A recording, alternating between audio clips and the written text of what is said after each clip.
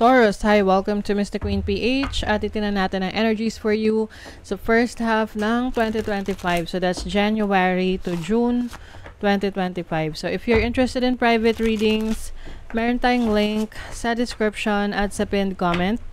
Pakicheck nyo na lang information kung paano mag-book for a private reading. And please subscribe to our channel to show your support, like, share this video, at mag-comment na rin kayo kung kayo ay naka-resonate. Ayan. And thank you sa mga hindi skip ng ads. Okay. So let's begin. Taurus, your energy for the first half ng 2025. Pisces energy, sensitize.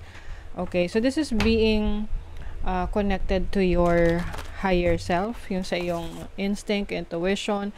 If you are into spirituality, mahilig ka sa mga mag-follow ng mga divination, so mas magiging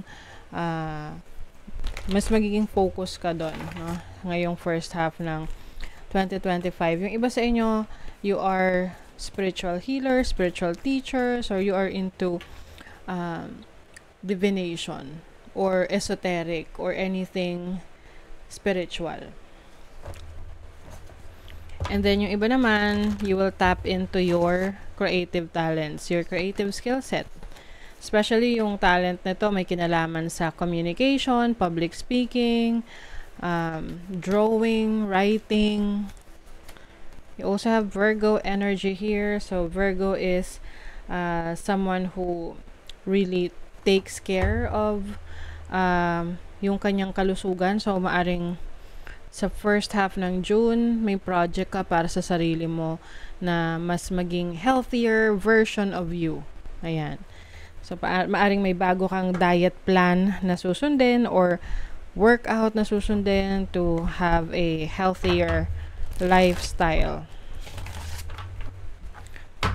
Let's see what else. And then, yung mga plans mo ngayong first half ng 2025, you will make sure na merong kang proseso na gagawin.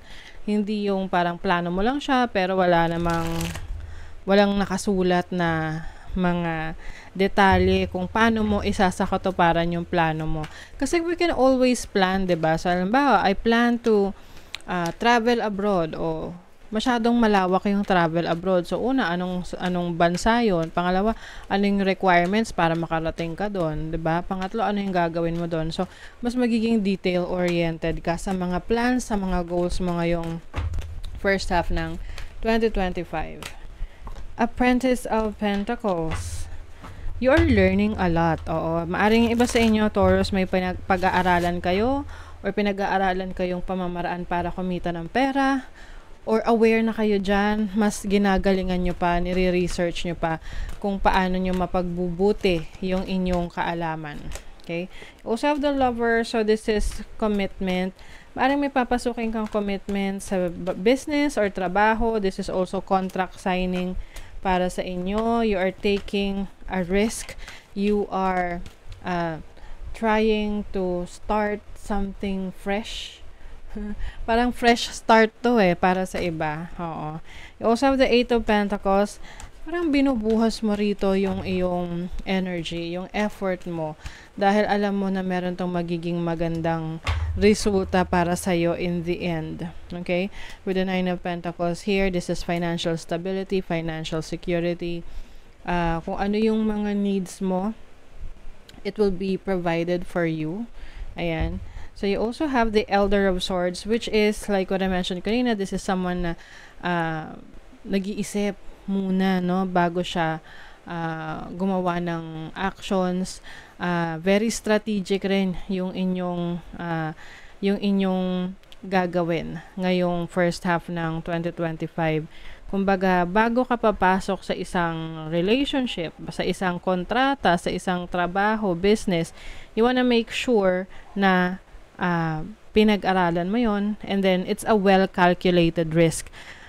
But it doesn't mean na wala kang, kumbaga, matatakot ka nang mag-take ng risk. Still, nandun yung pagiging risk taker mo. Gusto mo lang talaga na sigurado, no? Hindi yung parang walang plano, walang plan A, plan B, plan C. 'Di ba? Some of you pwedeng merong commitment kasi rito commitment sa pera. So yung iba, you may be taking out a loan to start your own business or para magsimula muli. Meron din kayo ritong aaralin na skill, no, na tipong gusto mong maging magaling sa area na yan or sa field na yan. And definitely, I see you getting a recognition, no? Maaring iba sa inyo, mapapansin kayo sa trabaho or ma-appreciate kayo ng mga taong nanonood sa inyo or followers nyo if you are a social media influencer or content creator. Things are changing. So, ngayon pa lang, nararamdaman nyo na yung mga pagbabago na yan. So, yung iba sa inyo, you will spend some time to take a rest or have a vacation. Merong major vacation ngayong first half ng 2025. This can be sa beach, malapit sa beach, ganyan, or maybe sa Palawan o kaya Boracay o kaya sa ibang bansa. Oh, 'di ba? May microphone dito. Yung iba sa inyo, Taurus, talent skill set ninyo related sa voice ninyo. So you can be a singer, a public speaker, influencer, broadcaster. So you are going to express yourself, your opinions about your situation. So pwedeng, ayun nga, yung mga vloggers, 'di ba? Oo, nagsi-share sila ng nangyayari sa buhay nila. You also have spark of curiosity. So talagang nagkakaroon dito ng spiritual awakening for you. Pwedeng meron ka mga bagong fina-follow na belief system, na may mga inaaral ka na bagong divination on how to use those tools to explore your spirituality. Yung iba naman, this is about curiosity and learning new things. Merong uncertain dito. So, if you are connecting with someone, pwede magkaroon ng challenge yung relationship ninyo romantically, no? So, syempre, you don't want naman na mauwi sa wala yung inyong relationship ng partner mo. So, it's also time for you to, connect with your person and, kumbaga, alamin mo ano yung kulang or ano yung problema. Kasi minsan we become so busy na hindi na tayo nagkakaroon ng open communication with our partners or the people we love or the people that are close to us, na may mga needs din sila. And also you also have needs na hindi mo rin nako-communicate. So it's much better na you spend some time with them to share yung how you feel about each other. So ano yan normal naman yan. Maaari lang magkaroon dito ng some sort of challenge sa inyong pagsasama. And the important thing there is pinag-uusapan para hindi na siya lumala, hindi na siya lumaki, hindi na siya maging problema na in the future. Okay? Gratitude is the life force of peace. What are you thankful for? So, isa rin to sa mag-inspire sa'yo, no? Para mas magalingan pa, no? To do better kasi you will be blessed with things na hindi mo inaakalang marireceive mo or may experience mo. And through being grateful, through gratitude, no? Yan yung lalo kang ibe-bless kasi alam ng universe na you appreciate the blessings that you have. You're grateful for the things that you have. So, kumbaga, malaking tulong rin yan for you to have this positivity in your mind and yung pagkakaroon ng positibong pananaw sa buhay dahil alam mo na maliit o malaki, you are blessed with the things na maaring yung iba wala nun, no? So, be thankful for what you have. It's very helpful yan sa'yo para lalo mong ma-appreciate yung buhay. You can make it through. Your higher self is always guiding you. What wisdom does your higher self have for you? So, ito yung lessons na matututunan mo sa mga challenges na may experience mo ngayong first half ng 2025.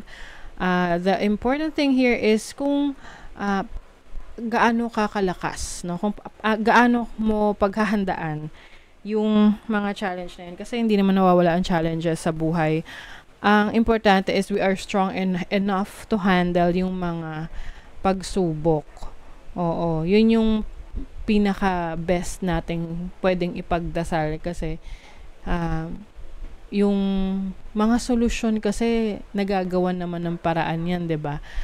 As long as we are willing to do the work. Okay? So, that is your reading, Taurus. Thank you so much. See you again.